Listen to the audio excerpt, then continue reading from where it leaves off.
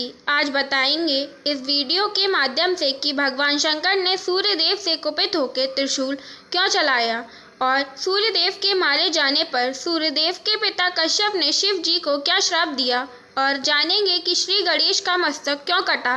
सारी जानकारी इस एक ही वीडियो से पुराण के द्वारा बताएंगे, तो सुनते हैं इस कथा से। सुनिए।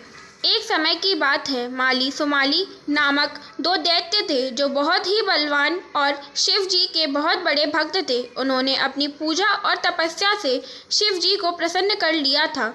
वे जहाँ तहाँ उत्पात मचाते, पर शिव जी की कृपा होने के कारण उनसे कोई कुछ बोलता नहीं था।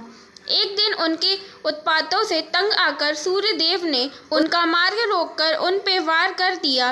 तब भक्तवत्सल भगवान शंकर ने माली और सुमाली को मारने वाले सूर्य पर बड़े क्रोध के साथ त्रिशूल से प्रहार किया। वह शिव के समान तेजस्वी त्रिशूल अमोघ था तथा उसकी चोट से सूर्य की चेतना नष्ट हो गई और वे तुरंत ही रथ से नीचे गिर पड़े। तब कश्यप जी ने देखा कि मेरे पुत्र की आंखें ऊपर को चढ़ गई हैं और वह चेतनाहीन हो गया है। तब वे उसे छाती से लगाकर फूट फूट कर विलाप करने लगे। उस समय सारे देवताओं में हाहाकार मच गया। वे सभी भयभीत होकर जोर जोर से रुदन करने लगे। अंधकार छा जाने से सारा जगत अंधीभूत हो गया। तब ब्रह्मा के पौत्र तपस्वी कश्यप जी, जो ब्रह्म तेज से प्रज्वलित हो रहे थे, अपने पुत्र को प्रभाहीन देखकर शिव को श्राप देते हुए बोले, जिस प्रकार आज तुम्हारे त्रिशूल से मेरे पुत्र का व्रज स्थल विदीर्ण हो गया है, उसी तरह तुम्हारे पुत्र का मस्तक कट जाएगा। शिव जी आशुतोष तो हैं ही, अतः क्षण मात्र में ही उनका क्रोध शांत हो गया। तब उन्होंने उसी क्षण ब्रह्म ज्ञान द्वारा सूर्य को जीवित कर दिया। तदनंतर जो ब्रह्मा, विष्णु और महेश के अंश से उत्पन्न है, वे त्रिगुण आत्मा भक्तवत्सल सूर्य चेतना प्राप्त करके पिता के समक्ष खड़े हुए।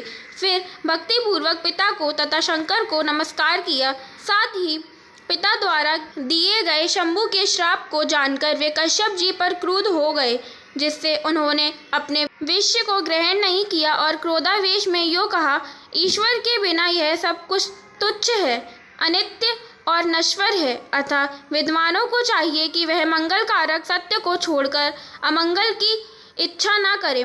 इसलिए अब मैं विषय का परित्याग करके परमेश्वर श्री कृष्ण का भजन करूँगा। यह सुनकर देवताओं ने ब्रह्मा को प्रेरित किया। तब उन प्रभु ने शीघ्रता पूर्वक वहां पधारकर सूर्य को समझाया और उन्हें इनके कार्य रूप नियुक्त किया। फिर ब्रह्मा, शिव और कश्यप आनंद पूर्वक सूर्य को आशीर्वाद देकर अपने अपने भवन को चले गए। इधर सूर्य भी अपनी राशि पर आरूढ़ हुए। तत्पश्चात माली और सुमाली व्याधिग्रस्त हो गए। उनके शरीर में सफ़ेद कौड़ हो गई, जिससे सारा अंग गल गया, शक्ति जाती रही और प्रभा नष्ट हो गई। तब स्वयं ब्रह्मा ने उन दोनों से कहा, सूर्य के कोप से ही तुम दोनों हतप्रभ हो गए हो और तुम्हारा शरीर गल गया है, अतः तुम लोग सूर्य का भजन करो।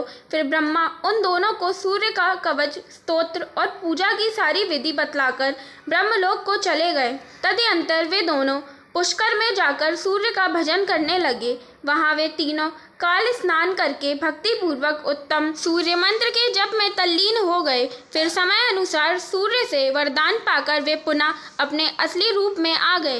इस प्रकार शिव जी ने अपने भक्त माली सुमाली के लिए सूर्यदेव पर वार किया और सूर्यदेव के पिता कश्यप जी ने अपने पुत्र को, भगवान शिव को अपने पुत्र सूर्यदेव की वजह से मरा हुआ देखा, तो उन्होंने शिव जी को श्राप दे दिया और कश्यप जी के श्राप से ही श्री गणेश का मस्तक कटा। फिर माली सुमाली दैत्य, जो सूर्यदेव के कोप की वजह से रोगग्रस्त हो गए थे, उन्होंने सूर्यदेव के कवच, स्तोत्र तप करके अपने आप को निरोग बना लिया।